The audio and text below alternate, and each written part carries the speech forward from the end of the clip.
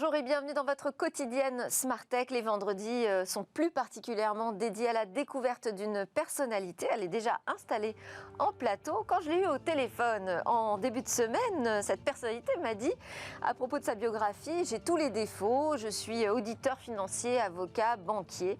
Ce qui est indéniable, en tout cas, c'est qu'aujourd'hui, son nom est associé à celui d'une des plus belles marques mythiques du jeu vidéo.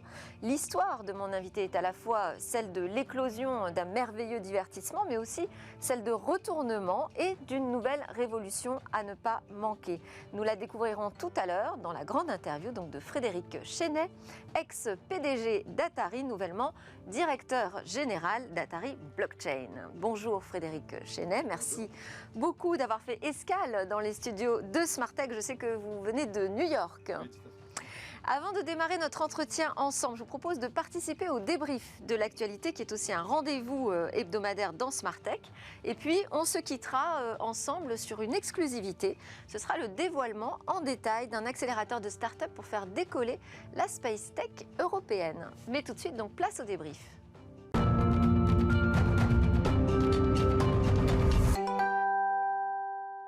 Alors à la une du débrief, cette semaine, on a un duel au sommet, un duel de titans entre Tim Cook et Mark Zuckerberg. On va aussi beaucoup parler de Bitcoin et de polémiques autour de la crypto-monnaie. On va un petit peu parler de coiffure avec cette question. Pourquoi Amazon a décidé d'ouvrir un salon de coiffure à Londres et puis aussi des projets de valorisation des données de l'État. Avec mes débriefeurs, nous en avons déjà un en plateau.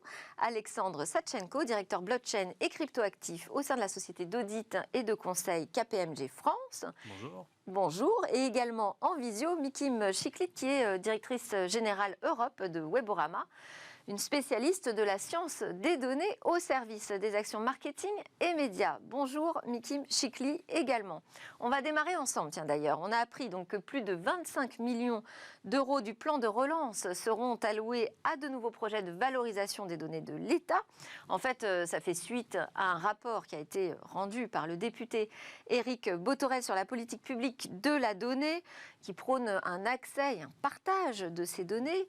Les ministères, les préfets ont reçu une circulaire de Jean Castex dans laquelle il rappelle que la politique de la donnée doit être une priorité stratégique de l'État. J'ai envie de vous demander, Mikim Chiklit, est-ce qu'il était temps ? Alors oui, il était temps. Je trouve que c'est une excellente nouvelle. 25 millions, je crois que c'est un quart de l'enveloppe budgétaire qui a été allouée sur la relance. Je trouve ça formidable parce que, ça va permettre normalement de construire de nouveaux services numériques et puis ça va permettre de prendre de meilleures décisions stratégiques et opérationnelles grâce à la donnée. Alors pourquoi ? Parce qu'en fait, grâce à la donnée, on peut être beaucoup plus proche des Français et la data va permettre de détecter des signaux faibles et également d'éviter des biais cognitifs.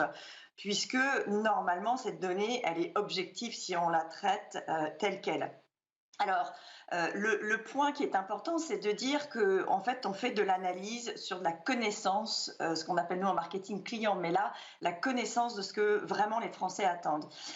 Moi, je suis militante acharnée sur tous les sujets qui concernent la transition écologique. Je trouve ce que fait l'ADEME, donc cette agence sur la transition écologique pour le gouvernement, est assez formidable et on pourrait possiblement pousser l'économie circulaire. Qu'est-ce que l'économie circulaire ? C'est la possibilité d'éviter le gaspillage des ressources et d'avoir un impact sur l'environnement en augmentant l'efficacité à tous les stades de l'économie et des produits.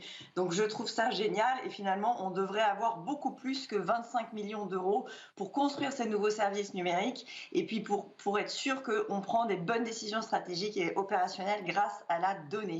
Oui, alors effectivement, opérationnel, c'est peut-être le mot, parce que ce qui peut inquiéter, c'est qu'en fait, ces projets, ça passe par la création d'administrateurs ministériels des données, d'une mission interministérielle sur le logiciel libre, la création d'un portail code.gouv.fr. Comment on fait pour ne pas tomber dans le piège, justement, d'une débauche de dépenses inutiles au niveau des administrations ? Comment on fait pour être opérationnel sur le traitement de la data ?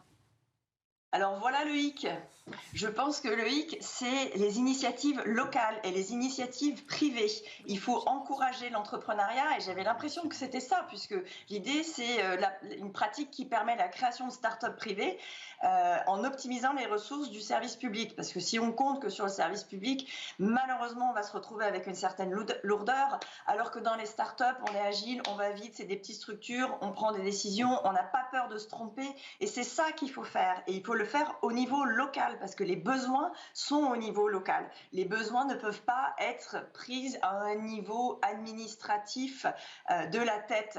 Il faut vraiment partir des pieds, partir du sol, être bien ancré, puis ensuite avoir des choses concrètes qui se passent. Alors, justement, sur code.gouv.fr, pour l'instant, c'est pas grand-chose sur ce projet autour d'un, je sais pas, un rassemblement des ressources de logiciels libres. Oui, parce que le logiciel libre, en fait, pour moi, c'est un sujet qui est doublement important parce que c'est vrai qu'il y a le sujet de la data et de la proximité avec le citoyen, mais pour moi, il y a aussi un sujet de souveraineté derrière, c'est-à-dire que Ouais. plus on avance dans le temps, plus on se rend compte que sur les endroits où nous, on a fait défaut, c'est-à-dire on n'a pas réussi à développer en Europe ou en France des logiciels fonctionnels ou de marché efficients, efficaces, il faudrait que la stratégie de l'État soit par défaut non pas d'aller chercher des logiciels qui après nous rendent prisonniers d'une certaine façon, souvent des États-Unis, mais ça peut être d'autres nations. Et il faudrait privilégier par défaut plutôt des logiciels libres, que ce soit par exemple dans l'éducation nationale ou dans la défense, parce qu'on est beaucoup plus souverain lorsqu'on a la possibilité d'utiliser des logiciels libres open source que lorsqu'on est... Et parfois, on voit qu'entre les bonnes intentions et les actions, il y a un peu d'écart. Ouais. Autre sujet qui nous fait réfléchir, c'est Amazon qui a annoncé donc l'ouverture à Londres d'un Amazon Salon, un salon de coiffure high-tech de 150 mètres carrés. C'est quoi? L'idée, c'est quoi? C'est de faire un showroom de technologie, parce qu'on nous dit qu'il y aura de la réalité augmentée qui permettra de simuler des coiffures sur nos têtes. Qu'est-ce que vous en pensez, vous, quand vous entendez parler de ça, Kim Chikli? Alors, en tant que femme, je me dis: «Waouh, c'est super, avant de me faire couper les cheveux et de faire ma couleur, génial, je vais avoir ma tablette, je vais pouvoir, faire des trucs absolument dingues avant de passer à l'acte». La réalité, derrière, c'est que, finalement, c'est du traitement de data, c'est de la collecte de data, pour, bon, bien sûr, développer, des business, des produits, utiliser la technologie. Mais tout ça, finalement, pourquoi pas? Si c'est pour, donner de la tech, enfin mettre de la tech dans les services de proximité et que ça soit un petit peu plus ludique et qu'il y ait vraiment une association, encore une fois, ancrée dans le local. Alors là, on est à Shoreditch, à Londres, on est vraiment dans un environnement très, comment dire, voilà, nouvelle vague, pour pas dire très, très bobo. Mais la question qui se pose, c'est la pieuvre Amazon s'invite partout. Où s'arrête-t-elle après le rachat de Whole Foods, Amazon Go, Internet of Things, le cloud? Qu'est-ce qui va se passer? Et en fait, la question qui pend derrière, c'est l'éthique, la morale. Est-ce que les données vont bien être exploitées dans le respect de la vie privée des consommateurs et des individus? Et surtout, est-ce que finalement, il va y avoir un retour pour booster une économie du vrai retail, de la vie, des vrais gens ancrés dans la vie, et plus simplement une vie virtuelle? C'est vrai qu'on se demande si Amazon ne va pas trop loin, là, en s'invitant même dans nos rues, sur nos cheveux. Non, pas du tout. Frédéric Chenet. Je crois que la stratégie d'Amazon est très claire, c'est d'avoir le maximum de données sur chacun de ses clients. Donc, ils ont commencé par la livraison de produits physiques à domicile, avoir le meilleur profil sur l'utilisateur. Ensuite, ils sont passés, comme on vient de le dire, sur l'aspect nourriture. On arrive, troisième étape, ils prennent des grands verticaux. Donc, troisième étape, ce sont les produits de beauté, tout ce qui est la consommation des produits sur le corps, où je pense qu'ils ont réalisé qu'ils n'avaient pas assez de données avec l'activité traditionnelle. Maintenant, ils se rapprochent des gens. Alors, est-ce que c'est le premier d'une très longue série? Est-ce que c'est juste Pour l'instant, Amazon dit non, il y aura un seul salon, c'est vraiment un showroom, pardon. On va tester des technos, ça nous permet d'avoir des contacts clients, des trucs avec nos fournisseurs. Bon. Rendez-vous dans 3 ans. Exactement. Alexandre, un petit commentaire là-dessus? Non, moi, regardons ma capillarité, c'est pas quelque chose qui me concerne, les salons de coiffure.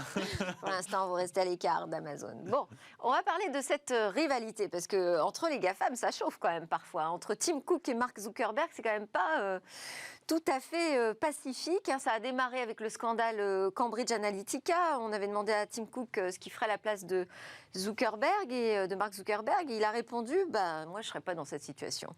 Bon, alors ça s'est un peu aggravé avec la nouvelle politique de tracking publicitaire sur iPhone, qui rend les choses plus compliquées pour tous ceux qui utilisaient les cookies. Et notamment Facebook est pas mal monté au créneau contre cette décision d'Apple, l'accuse d'avoir une position forte et dominante dont il abuserait.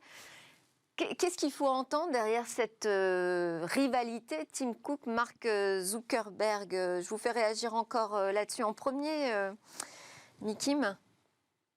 Alors, querelle de clochers, querelle de milliardaires, vraiment, ils sont en train de s'auto-dénoncer l'un et l'autre. La question de fond est une question de protection des données qui est fondamentale, à l'heure où on fête finalement l'anniversaire du texte RGPD, qui est une initiative européenne et qui est une belle initiative sur l'avancée rassurant sur la protection des données personnelles des personnes physiques.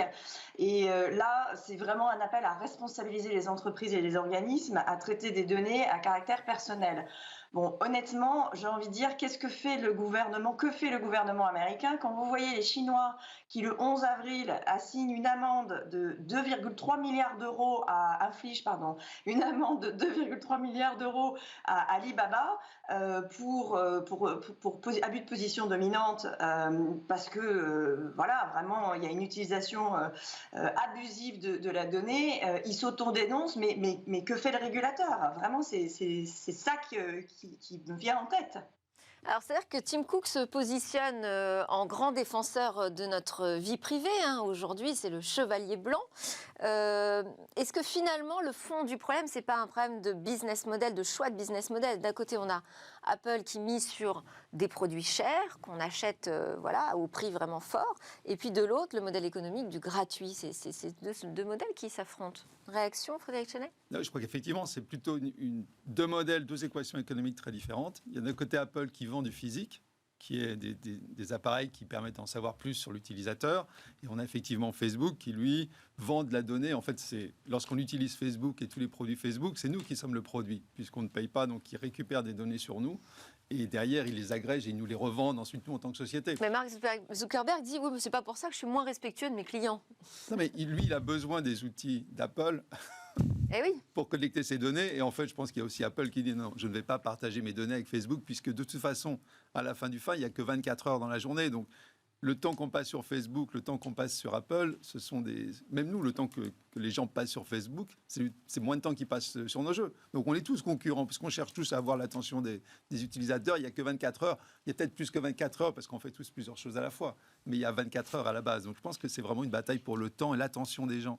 Et je crois que c'est à ça que ça revient. Et c'est vrai que Mickey m'a raison, les vrais adversaires, ils sont peut-être à l'Est aussi. Il faut peut-être qu'ils pensent à regarder de ce côté-là.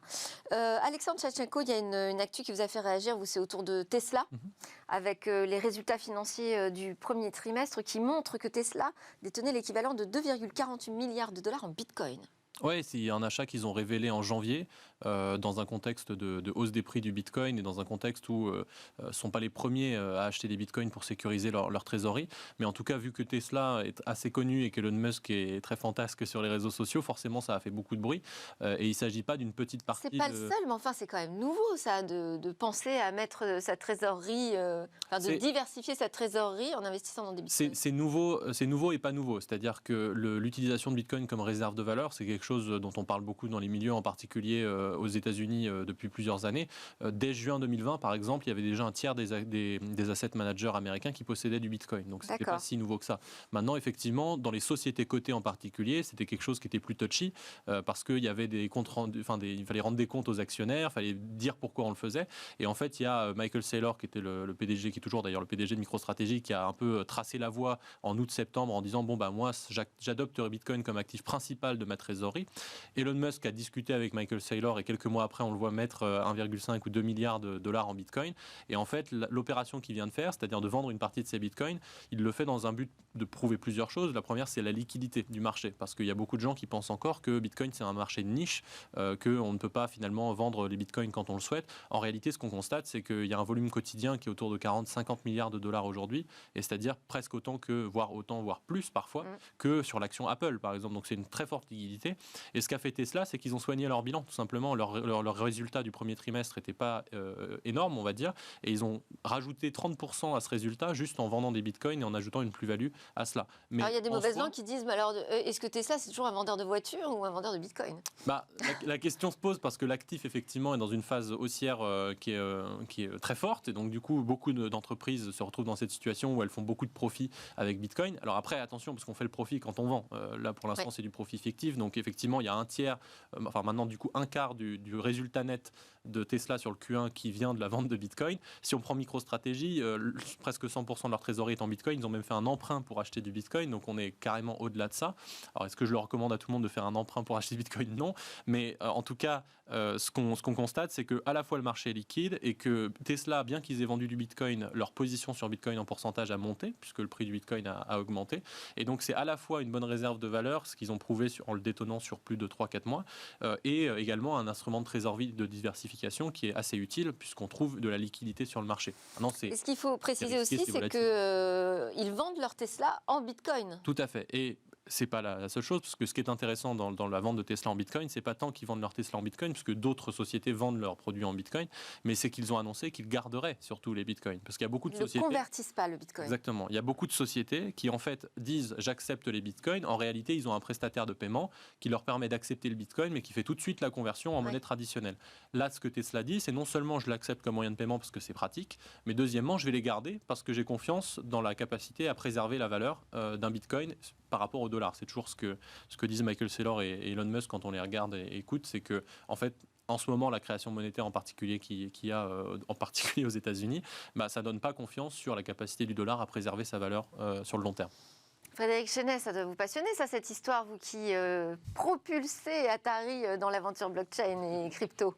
Non, c'est intéressant. Le petit problème que j'ai, j'adore ce que fait Elon Musk, parce que je ne suis pas du tout en train de... Attention, le grand gourou. Vous allez voir où je vais arriver avec cette introduction. On attend le mail. Non, je pense qu'aujourd'hui, c'est un petit peu... On est un peu trop tôt pour affecter dans les sociétés cotées une partie importante de la trésorerie disponible dans les crypto-devises. Je crois qu'on n'est pas encore dans une phase où la crypto-devise est suffisamment acceptée. Et en tout cas, si j'avais des actions à Tesla, j'en ai pas, si j'avais des actions Tesla... je pense que je préférais que la société investisse l'argent dans le business de base, à savoir vendre des voitures. Et quand on regarde, que j'ai regardé un peu le cash flow notamment, ils ont dégagé à peu près 300 millions de dollars de cash flow libre sur le trimestre, et avoir plus de 2,5 milliards, enfin c'est 1,5 milliard d'investissement et 1 milliard de plus-value en Bitcoin, je pense que c'est un peu limite aujourd'hui. Je pense que ce n'est pas le mandat de l'actionnaire. Quand il a investi dans Tesla, c'est pour qu'il aille faire des voitures. Et je pense que la lecture peut changer si demain, il a 1 milliard de pertes sur les bitcoins. Je pense qu'on est simplement... Peut-être que dans 2 ans, 3 ans, on en sera à une phase où on dira c'est normal d'investir. Parce que là, c'est quoi, ils ont 17 milliards de cash. Ils ont mis quasiment 1 milliard et demi dans le bitcoin. C'est quand même dans une société qui consomme de l'argent, c'est beaucoup d'argent. Je pense qu'on n'y est pas encore. Peut-être que dans 2-3 ans, ce sera plus accepté, politique générale, d'investir la trésorerie de la société dans les cryptos. Oui, mais vous savez qu'Elon Musk est un précurseur. Non, mais je crois que c'est un message. Au-delà, c'est un message très fort. J'entends, ils vendent les voitures en bitcoin, donc il n'a pas besoin d'en acheter puisqu'ils vont en recevoir. On a terminé le temps du débrief. Malheureusement, on n'a pas le temps de parler justement de bitcoin pollueur ou pas, parce que ça fait partie des polémiques qui tournent pas mal sur les réseaux sociaux normalement. Je voulais juste laisser Miki Mchikli nous dire un mot sur les bitcoins pour terminer, mais vraiment très rapidement, s'il vous plaît. Alors oui, très rapidement, en fait, les bitcoins, pour moi, c'est de la data. Donc, je regarde ça d'un œil très, dubitatif et j'attends de voir ce qui va se passer. Et je suis assez d'accord sur on vend des voitures, on fait du bitcoin. Vraiment, là, il y a un amalgame. Bon, merci à tous les deux parce que je vais garder le troisième avec moi en plateau pour la grande interview. Donc merci à Mikim Chikli, CEO Europe Moyen-Orient de Weborama, je vais y arriver, qui est donc un spécialiste de l'utilisation des données, et Alexandre Tchatchenko, merci d'être venu aussi nous parler des bitcoins, mais pas seulement. Vous êtes directeur blockchain et cryptoactif chez KPMG France. Allez, c'est l'heure de la grande interview.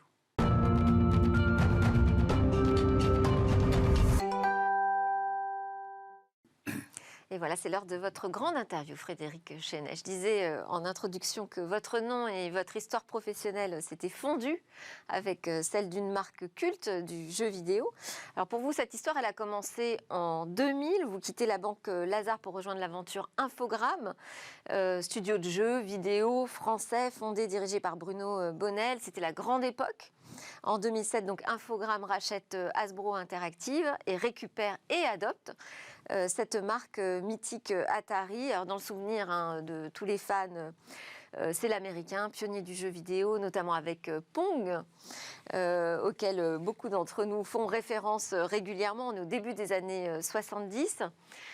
Bon, déjà, juste sur votre histoire, au moment où on rachète cette marque Atari, vous sentez que là, vous touchez quelque chose de précieux du doigt ?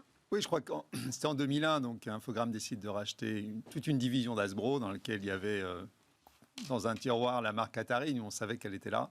Et je crois qu'effectivement, c'est une marque mythique. C'est la première marque des jeux vidéo. C'est Nolan Bushnell, qui est le fondateur d'Atari, a en fait lancé l'aventure du jeu vidéo. Et c'est vrai on voit Pong, voilà, qui reproduit un peu du ping-pong. Notre industrie, depuis, a énormément évolué, puisqu'on est sur de plus en plus de consoles, de plus en plus d'expériences de jeu, de plus en plus de territoires. Mais même au-delà de ça, il y a même jusqu'à aujourd'hui, on a encore une tranche de la population qui ne joue pas. Alors, on voit les femmes qui... Dans les et on voit la 2000, console. Voilà, donc là c'était la première. Souvenir. On a surtout même les femmes qui désormais jouent, puisqu'il y a au début des années 2000, on était, on va dire, 90% joueurs et 10% joueuses. Et aujourd'hui, sur des jeux comme Candy Crush, on est quoi, 50-50, voire une majorité de femmes. Donc on est vraiment dans le jeu qui a envahi la société. Alors, donc c'est la belle époque, je disais, tout se passe très bien. Puis en 2012, badaboum, hein, il y a le gros de l'équipe dirigeante qui s'en va. Alors en fait, en 2007, il y a eu un fonds d'investissement qui est devenu le premier actionnaire. Donc on est tous partis à peu près à cette époque-là. Et en 2012, effectivement, ce fonds a tapé le mur et on a eu une société Atari dont les actions étaient cotées à Paris. Donc du jour au lendemain, les actions se sont retrouvées suspendues de cotation. Donc il y avait 60 000 actionnaires que je voudrais saluer aussi, puisqu'ils sont encore là pour la plupart, qui se sont retrouvés du jour au lendemain sans actions cotées et avec une société Atari qui était en dépôt de bilan aux États-Unis. Et le fonds m'a rappelé à ce moment-là, donc on est fin 2012, début 2013. Avec une menace de redressement judiciaire en France ? Alors, menace de redressement judiciaire en France, et il y avait à l'époque 1 million d'euros de chiffre d'affaires et 30 millions d'euros de dette, à peu près, un peu plus même. Donc effectivement, moi ça m'a pas pris très longtemps pour savoir que je voulais le faire. Donc quand vous êtes revenu, donc c'était en 2013, vous décidez de revenir chez Atari, vous vous dites quoi là ? Vous dites, bon, il va falloir tout reprendre à zéro. Quelle est votre réflexion à ce moment-là ? En fait, je dis qu'il va y avoir une phase de survie, puisque quand on repart avec 1 million de chiffres et 30 millions de dettes, c'est quand même pas évident. Je crois que c'est une situation, on va dire, désespérée. Donc, je sais qu'il va y avoir, d'un côté, un travail important sur la dette, et qu'il va falloir la rembourser, puisque les actifs étaient aussi nantis au profit des créanciers. Donc, on avait le risque à l'époque. On écrivait partout dans les rapports qu'on pouvait perdre la marque, et c'était vrai. Et donc, ça m'a pris environ 2 ans et demi, 3 ans pour rembourser toute cette dette. Donc, on savait que il fallait passer par là, parce que la marque ne nous appartenait plus. En fait, elle pouvait partir à tout moment. Il y a même eu des procès au tribunal. Enfin, je crois que c'était public à l'époque et depuis, tout le monde a bien oublié. Donc ça, c'était la première chose, phase de survie. Et ensuite, pour repartir, il y a eu des décisions un petit peu drastiques qui ont dû être prises. Plutôt que de repartir avec des studios en interne, je suis reparti avec des studios externes, en partageant les investissements et donc en partageant les profits ensuite. Mais ça nous permettait d'avoir plus de jeux. Et la deuxième chose, c'est que compte tenu de la puissance de la marque, j'ai relancé un programme de licence de façon très agressive. C'est-à-dire qu'au début, on a donné des droits sur 3 ans, 4 ans, 5 ans, simplement parce qu'on touchait un chèque de 300, 400, 500 000 $. Aujourd'hui, on touche des chèques plus importants pour les mêmes droits. Mais bon, il fallait... c'est un petit peu C'était une façon de refaire vivre cette marque. Voilà, c'est une traversée du désert. Vous savez, OK, vous avez un point d'eau, vous devez aller, où est-ce qu'on va retrouver le prochain point d'eau ? Donc, simplement, c'est plutôt tactique à ce niveau-là. Et alors aujourd'hui, Atari, si on essaye d'expliquer où on en est, peut-être juste avant d'attaquer la prochaine révolution, hein. Donc Atari aujourd'hui, ça reste quand même des jeux. Des jeux. Qu'est-ce que vous avez comme jeu phare? Alors aujourd'hui, d'abord, il y a une partie, je dirais, l'ADN de la société sont les activités traditionnelles, évidemment les jeux. Donc sur les jeux, on est pour l'instant principalement sur des jeux free-to-play, sur du mobile, des jeux de simulation grand public. On fait très peu de jeux de shoot ou de jeux de voiture, parce que, l'équipe, je ne suis pas tellement là-dedans, donc c'est quand même assez...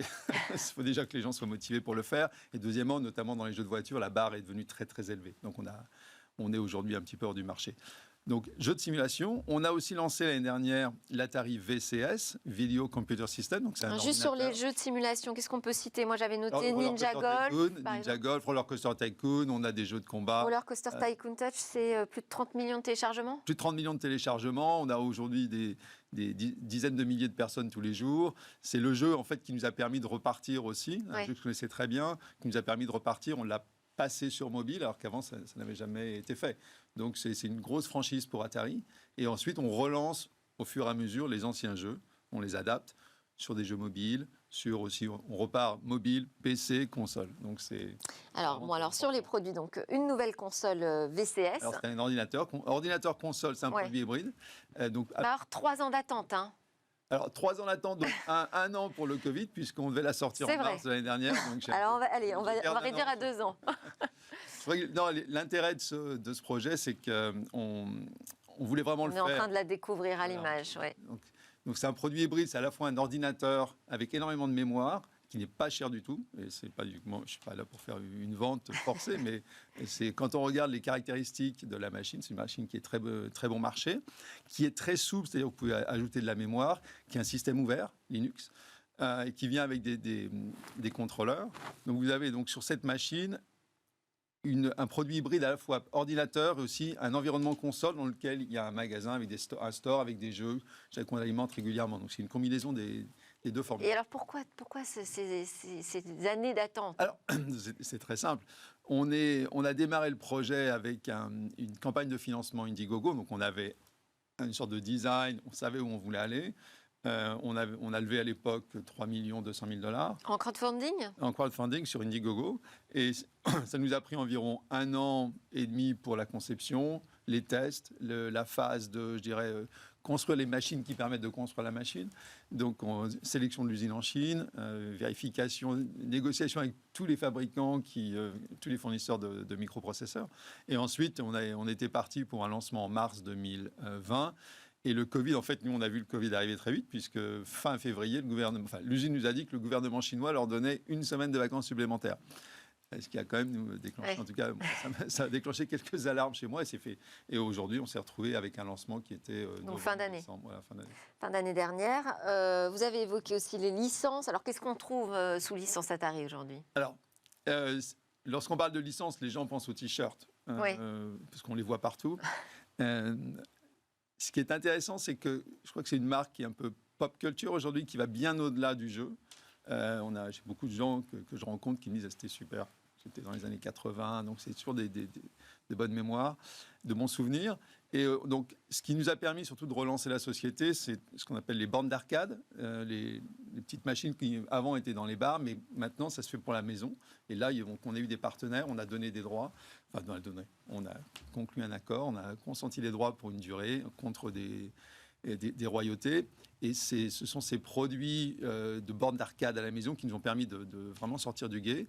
Et depuis, on essaye, donc on a lancé le concept des hôtels Atari. Donc on s'est associé avec 2 groupes d'investisseurs pour développer le concept des hôtels Atari. Donc là, c'est celui-ci. Ouais. Qu'est-ce qui fait qu'à un moment vous dites tiens, on va se maquer avec des hôtels? Je pense que ça vient assez naturellement. C'est-à-dire que on voit, le jeu étant partout dans toute la société, on voit même vous avez maintenant des phases de formation dans les sociétés où on met du jeu parce qu'on sait que le jeu va automatiquement attirer l'attention. C'est le modèle du casino finalement qui vous inspire? Non, je pense que c'est plus le modèle des parcs d'attractions. D'accord. À savoir qu'aujourd'hui, on sait que c'est une grosse activité.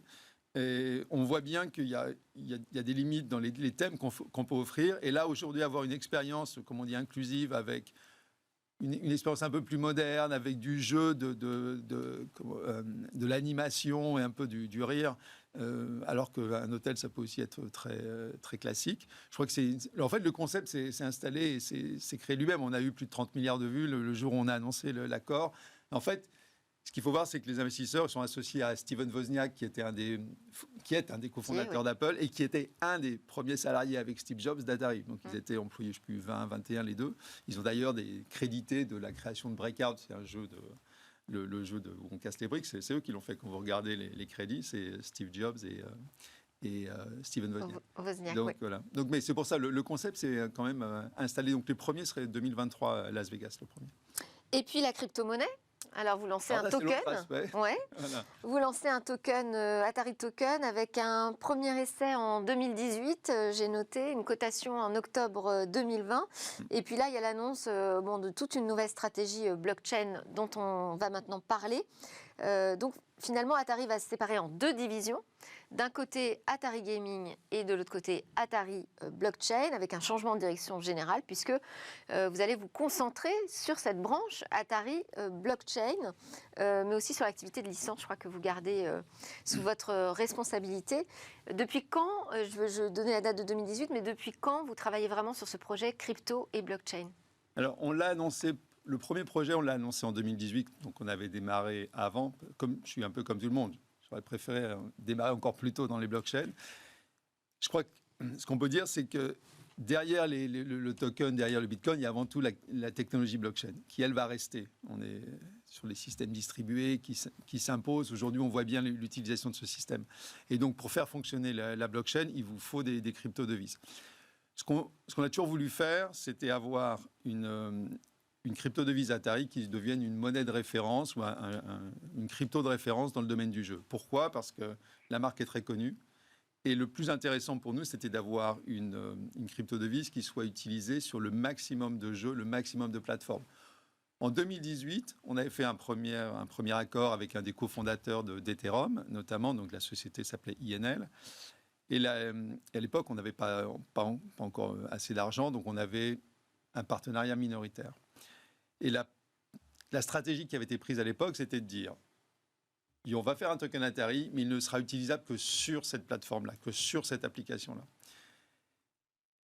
J'étais pas très convaincu, et quand on s'est retrouvé 18 mois plus tard, effectivement, le projet n'avait pas avancé. Donc, on a repris les droits à ce moment-là, et on a lancé, nous, notre projet en partenariat 50-50, et on a décidé de prendre une stratégie inverse, qui était d'avoir une crypto-devise qui soit utilisable sur le maximum de plateformes. On est aujourd'hui sur plein de sites web. OpenSea, on y est. On a ouvert le casino sur Decentraland, c'était cette semaine. L'idée, c'est d'avoir une crypto-devise qui soit utilisable dans le maximum de jeux, le maximum d'applications, de façon à ce que cette crypto-devise devienne même indépendante d'Atari. C'est une marque. Et donc, ce qu'on fait tous les jours, c'est qu'on travaille à la fois sur nos jeux sur le blockchain, mais on donne aussi des licences et on fait en sorte d'avoir le maximum de cas d'utilisation possible. Là, il y a des sites de chevaux, de courses de chevaux sur le blockchain en Australie. Et vous surfez alors sur la tendance des NFT ? Ah oui, on en a sorti. Donc là, il va y avoir des vagues, c'est pareil. Là, il y a eu une première vague de NFT, il y a une sorte d'excitation énorme, on va dire. Spéculation même. On peut dire.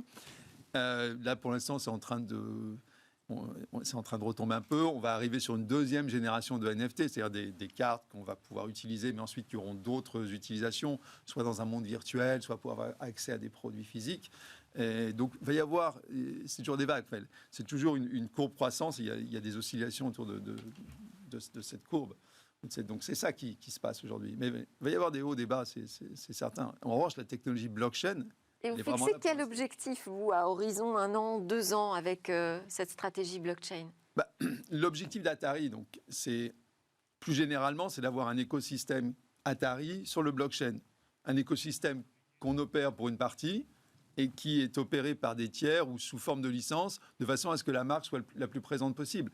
Ce qui est intéressant avec ces nouvelles plateformes, et ça a été le cas avec chacune des consoles, quand vous regardez PlayStation 2, PlayStation 3, la 360 d'Xbox, il y a une redistribution des cartes, parce qu'on repart un petit peu à zéro. Alors quand vous arrivez avec des marques assez intéressantes et qui sont fortes, vous pouvez tirer parti de cette redistribution des cartes, et vous pouvez repartir plus vite que les autres. Mais c'est ça qui se passe. Donc, c'est un peu comme si vous faites de la musique et tous les 5 ans, il faut changer de support, parce que c'est quand même ça qui se passe sur l'activité jeu. On arrive déjà à la fin de ce grand entretien qui va se terminer donc par quelques questions express. Je ne vais pas pouvoir vous en poser beaucoup, donc il faudra vraiment répondre de manière assez rapide et spontanée, s'il vous plaît. Je vais commencer par vos rêves, Frédéric Chenet. Je pense que mon rêve, c'est de continuer à faire en sorte qu'Atari devienne une vraie marque pop culture, bien au-delà de ce qu'elle est aujourd'hui. Est-ce que vous avez des peurs ? Écoute, non, on se prépare. Donc, on voit bien je crois que j'ai une bonne intuition de ce qui peut arriver de bon et de mauvais. Et je me prépare plutôt pour ce qui est le mauvais. Ça doit être dans la nature. Des interrogations ? Interrogation, non, pas vraiment. On avance, on sait qu'on apprend en marchant, on sait qu'on va faire des erreurs. Simplement, on sait qu'il va falloir se relever après. Donc, il y a toujours une deuxième chance, une troisième chance. Le tout, c'est de jamais aller, comme on dit au poker, tapis. Parce que quand on gère des sociétés, on ne peut pas aller tapis. C'est juste pas possible. Il faut toujours avoir et garder suffisamment de moyens pour voir le coup d'après. Bon, et est-ce que vous avez, vous, à titre personnel, une idée fixe ? Non, moi, ce qui m'intéresse, c'est de faire avancer. Il y a plein de choses à faire. Au plan professionnel, j'entends, plein de choses à faire. Donc, ce qu'on voudrait, c'est avoir plus de moyens pour aller encore plus vite. Mais il faut aller aussi avec son temps. Et on ne peut pas faire, je dirais, on n'est pas seul. On a besoin que tout l'écosystème des blockchains avance. Parce qu'on ne peut pas être en avant de son temps et en arrière. Donc, il faut aller vraiment avec la vague. Merci beaucoup Frédéric Chenet. Vous nous permettez encore une fois d'approcher cette révolution profonde du jeu vidéo qui irradie et qui a une incidence sur toute la société, on le voit bien. Je rappelle donc que vous êtes désormais le directeur général d'Atari Blockchain. Alors vous ne pouvez pas rester avec nous, mais à suivre, vous allez le suivre à l'antenne, une annonce en avant-première et en exclusivité dans Smartech, c'est le lancement de Space Founders.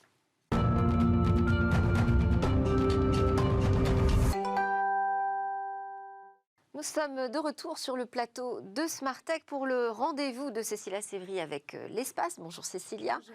Vous allez nous parler de Space Founders, qui est un programme dont les détails sont dévoilés aujourd'hui en avant-première dans Smartech, une exclusivité que nous offre Gilles Rabin.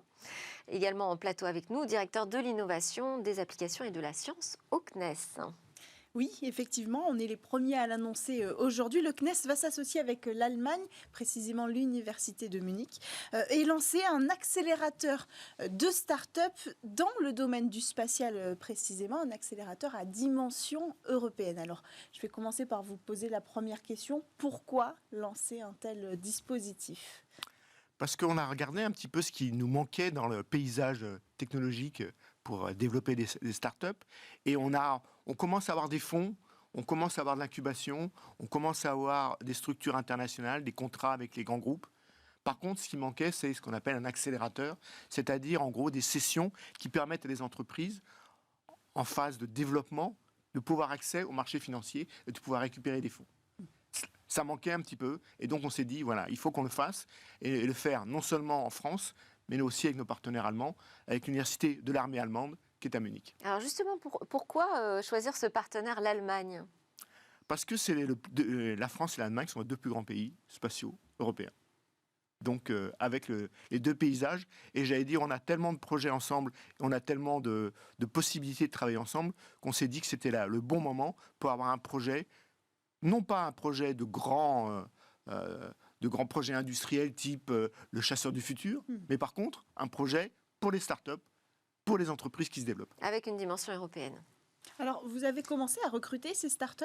Vous en êtes où ? Alors, on est tout à fait au début du lancement. On est, je crois qu'il y a une semaine, sur notre site, spacefounder.eu.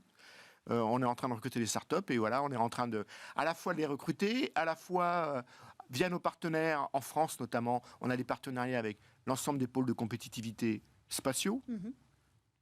On a des partenariats avec des régions. On a des partenariats avec des boosters. Donc, on a aujourd'hui pas mal de personnes qui cherchent avec nous les startups de demain. Et comment ça va s'articuler pour elles une fois qu'elles seront recrutées et qu'elles seront dans votre accélérateur ? Ça va commencer le 15 septembre. Il y aura 3 périodes. Une première période qu'on appelle scan. En gros, on va détruire leur business model. On peut dire que tout ça, ça va pas, tout ça, ça va pas, tout ça, ça va pas. Et donc, voilà, on va les laisser un petit peu en difficulté. Puis, on va les reprendre le 15 octobre.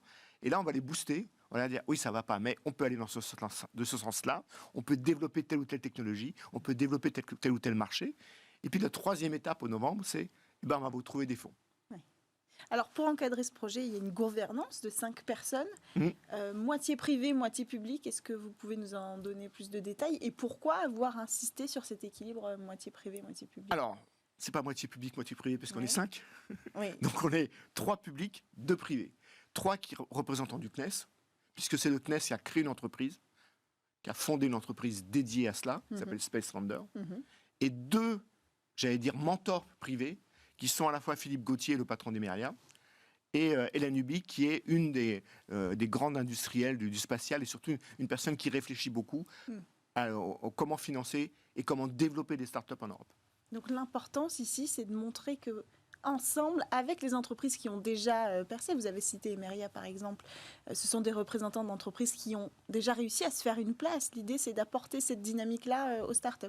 L'idée, c'est de montrer qu'on peut réussir dans le spatial quand on est une start-up. Et l'idée, c'est que pour réussir, il faut allier, j'allais dire, ça va peut-être vous faire rire, à la Elon Musk, le public et le privé. Elon Musk, c'est 85% public, 15% privé dans son chiffre d'affaires. Et bien, là où pour développer des startups en Europe, il faut commencer par du public. Et on espère que ces entreprises seront des leaders mondiaux dans l'avenir. Alors justement, dans le cadre du plan de relance dédié au spatial, le CNES est opérateur de ce qu'on appelle le Space Tour pour le ministère de l'économie. Donc ça montre aussi, avec des initiatives comme celle-là, avec ce que vous venez de lancer, qu'il y a une nécessité de supporter les entreprises françaises dans le secteur du spatial, qu'il y a un intérêt pour l'État aussi, une prise de conscience. C'est des secteurs où, naturellement, le public a joué un rôle déterminant. En début, pour avancer la pompe. Pour avoir des leaders mondiaux dans ces secteurs, il faut que l'État, il faut que le public investisse. C'est après que le relais sera pris. C'est pour ça que le public, le privé doivent travailler ensemble dans ce développement. Pour la haute technologie, pour la médecine, pour les nanotech, pour le spatial, le public joue un rôle déterminant pour amorcer la pompe. Et l'innovation spatiale en général, en quoi ça peut représenter un tremplin pour l'économie française? C'est un accélérateur d'économie. Je vais vous donner un exemple. Aujourd'hui, on va signer une convention avec CMA-CGM. CMA-CGM, c'est un leader mondial du transport maritime. Pourquoi ils ont besoin de nous? C'est que grâce au spatial, on a des cartes des courants. On a des cartes des vagues. Quand vous donnez ces cartes à des entreprises comme CMA-CGM, ça signifie quoi? Ça signifie des centaines de millions d'euros d'économies dans le gasoil qu'ils dépensent pour relier l'Europe à la Chine. C'est simple. En utilisant les technologies du spatial, ils économisent de l'argent. Vous pouvez citer d'autres exemples pour qu'on se figure finalement la place que le spatial prend en réalité dans la vie quotidienne? Pour l'agriculture, aujourd'hui l'agriculture, vous avez des photos des champs, vous avez des photos satellites des champs, et on peut vous permettre de dire là, moins d'eau, là, plus d'eau, là, un peu plus d'engrais, là, un peu moins d'engrais, et là, on se joue au centimètre. Donc voilà, on peut aider ces développements, on peut aider à savoir quel jour il faut faire les vendanges, on peut aider à savoir quel jour il faut sortir sur un bateau, voilà. Donc on a tous ces éléments qui enrichissent l'économie. Alors Space Founders, j'imagine que l'objectif c'est donc de créer des nouveaux géants, façon Thales, Arianespace, c'est ça? Façon Thales, Arianespace, SpaceX. C'est ça. On regarde du côté des Américains, aussi de l'Asie, de leur façon de faire, et on se dit finalement, nous, on n'a pas encore suffisamment de gros bras. On a des gros bras, vous avez dit Thales, Thales, Arianespace et ADS. Il en faut toujours plus. L'économie mondiale aujourd'hui, c'est pas du stock, c'est du flux. Merci beaucoup. Merci Cécilia Sévry d'être venue avec Gilles Rabin, directeur d'innovation des applications et de la science au CNES, pour nous annoncer ce programme Space Founders. Merci à tous de nous avoir suivis. Je vous souhaite un excellent week-end. On se retrouve lundi.